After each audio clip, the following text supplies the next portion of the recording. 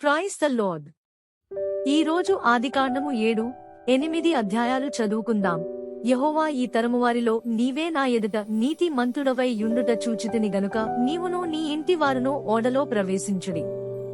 పవిత్ర జంతువులలో ప్రతి జాతి పోతులు 7 పెంటలు 7, పవిత్రములు కాని జంతువులలో ప్రతి జాతి పోతును పెంటియు 2. ఆకాశ పక్షులలో ప్రతి జాతి మగవి 7, ఆడువి 7. నీవు భూమి అంతటి మీద సంతతిని జీవముతో కాపాడునట్లు నీయొద్ద ఉంచుకునుము. ఎందుకనగా ఇంకను 7 దినములకు నేను 40 పగళ్లును 40 రాత్రులను భూమి మీద వర్షము కురిపించి నేను చేసిన సమస్త జీవరాశులను భూమి మీద ఉండకుండా తుడిచివేయుదునని నోవాహుతో చెప్పెను. తనకు యెహోవా ఆజ్ఞాపించిన ప్రకారము నోవాహు యావత్తు చేసెను. ఆ జలప్రవాహము భూమి మీదికి వచ్చినప్పుడు నోవాహు 600 ఏండ్లవాడు. అప్పుడు నోవాహును అతనితో కూడా అతని కుమారులను అతని భార్యయు అతని కోడండును ఆ ప్రవాహ జలములను తప్పించుకొనుటకే ఆ ఓడలో ప్రవేశించిరి. దేవుడు నోవాహునకు ఆజ్ఞాపించిన ప్రకారము పవిత్ర జంతువులలోను అపవిత్ర జంతువులలోను పక్షులలోను నేలను ప్రాకు వాటన్నిటిలోను మగది ఆడుది జతజతలుగా ఓడలోనున్న నోవాహు నొద్దకు చేరెను. 7 దినములైన తరువాత ఆ ప్రవాహ జలములు భూమి మీదికి వచ్చెను. నోవహు వయసు యొక్క 600 సంవత్సరము 2వ నెల 17వ దినమున మహాగాధ జలముల ఊటలనియు ఆ దినమందే విడబడెను. ఆకాశపు తూములు విప్పబడెను. 40 పగళ్లును 40 రాత్రులను ప్రచండ వర్షము భూమి మీద కురిసెను. ఆ దినమందే నోవహు కుమారులగు షేమును హామును యాపెతును నోవహు భార్యయు వారితో కూడా అతని 3 కోడండును ఆ ఓడలో ప్రవేశించిరి. వీరే కాదు, ఆయా జాతుల ప్రకారము ప్రతి మృగమును, ఆయా జాతుల ప్రకారము ప్రతి పశువును, ఆయా జాతుల ప్రకారము నేలమీద ప్రాకు ప్రతి పురుగును, ఆయా జాతుల ప్రకారము ప్రతి పక్షియు, నానా విధములైన రెక్కలుగల ప్రతి పెట్టెయు ప్రవేశించెను. జీవాత్మగల సమస్త శరీరులలో రెండేసి ఓడలోనున్న నోవాహు నొద్ద ప్రవేశించెను. ప్రవేశించినవన్నీయు దేవుడు అతని కాజ్ఞాపించిన ప్రకారము సమస్త శరీరులలో మగదియు ఆడుదియు ప్రవేశించెను. అప్పుడు యెహోవా ఓడలో అతని మూసివేసెను. ఆ జలప్రవాహము 40 దినములు భూమి మీద నుండగా జలములు విస్తరించి ఓడను తేలచేసినందున అది భూమి మీద నుండి పైకి లేచెను. జలములు భూమి మీద ప్రచండముగా ప్రబలి మిక్కిలి విస్తరించినప్పుడు ఓడ నీళ్ల మీద నడిచెను. ఆ ప్రచండ జలములు భూమి మీద అత్యధికముగా ప్రబలినందున ఆకాశమంతటి క్రిందనున్న గొప్ప పర్వతములన్నీయు మునిగిపోయెను. 15 మూరల ఎత్తున నీళ్లు ప్రచండముగా ప్రబలును గనుక పర్వతములను మునిగిపోయెను. అప్పుడు పక్షులేమి పశువులేమి మృగములేమి భూమి మీద ప్రాకు పురుగులేమి భూమి మీద సంచరించు సమస్త శరీరులేమి సమస్త నరులేమి చచ్చిపోయిరి.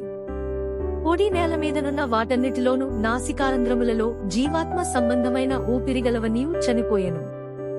నరులతో కూడా పశువులను పురుగులను ఆకాశపక్షులను నేలమీదనున్న జీవరాశులన్నీయు తుడిచివేయబడెను. అవి భూమి మీద నుండకుండా తుడిచివేయబడెను. నోవాహును అతనితో కూడా ఆ ఓడలో నున్నవి మాత్రము మిగిలియుండెను.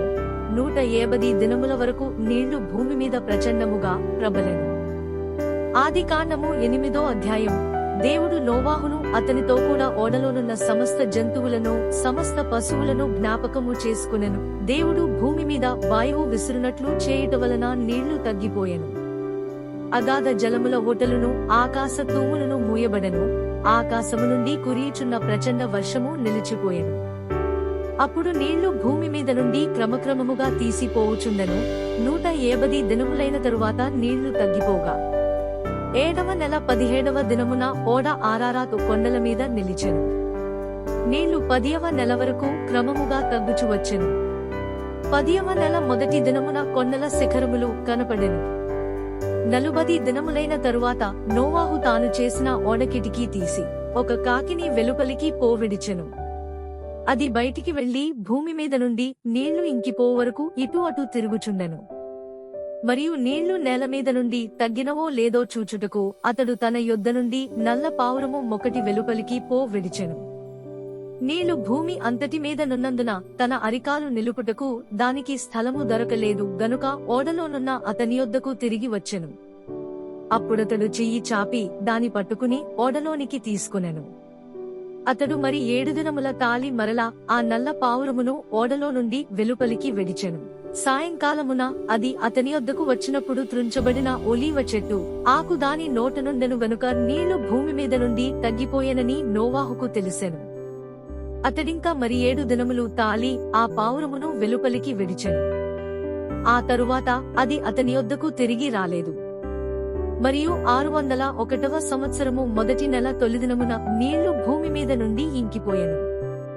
నోవాహు ఓడ కప్పు తీసి చూచినప్పుడు నేల ఆరియుండెను. 2వ నెల 27వ దినమున భూమి ఎండి ఉండెను. అప్పుడు దేవుడు నీవును నీతో కూడా నీ భార్యయు నీ కుమారులను నీ కోడండును ఓడలో నుండి బయటికి రండి. పక్షులు పశువులు భూమి మీద ప్రాకు ప్రతి జాతి పురుగులు మొదలైన సమస్త శరీరులలో నీతో కూడనున్న ప్రతి జంతువును వెంటబెట్టుకుని వెలుపలికి రావలెను. అవి భూమి మీద బహుగా విస్తరించి భూమి మీద ఫలించి అభివృద్ధి పొందవలెనని నోవాహుతో చెప్పెను. కాబట్టి నోవహును అతనితో కూడా అతని కుమారులను అతని భార్యయు అతని కోడండును బయటికి వచ్చిరి. ప్రతి జంతువును ప్రాకు ప్రతి పురుగును ప్రతి పిట్టయు భూమి మీద సంచరించునవన్నీయు వాటి వాటి జాతుల చొప్పున ఆ ఓడలో నుండి బయటికి వచ్చెను. అప్పుడు నోవహు యెహోవాకు బలిపీఠము కట్టి పవిత్ర పశువులన్నిటిలోనూ పవిత్ర పక్షులన్నిటిలోనూ కొన్ని తీసుకుని ఆ పీఠము మీద దహనబలి అర్పించెను. అప్పుడు యెహోవా ఇంపైన సువాసన నాఘ్రాణించి, ఇక మీదట నరులను బట్టి భూమి మరల శపించదు, ఎందుకనగా నరుల హృదయాలోచన వారి బాల్యము నుండి చెడ్డది. నేనిప్పుడు చేసిన ప్రకారముగా ఇకను సమస్త జీవులను సంహరింపను. భూమి నిలిచియున్నంతవరకు వేదకాలమును కోతకాలమును శీతోష్ణములను వేసవి శీతకాలములను రాత్రింబగళ్లను ఉండక మానవని తన హృదయములో అనుకొనెను.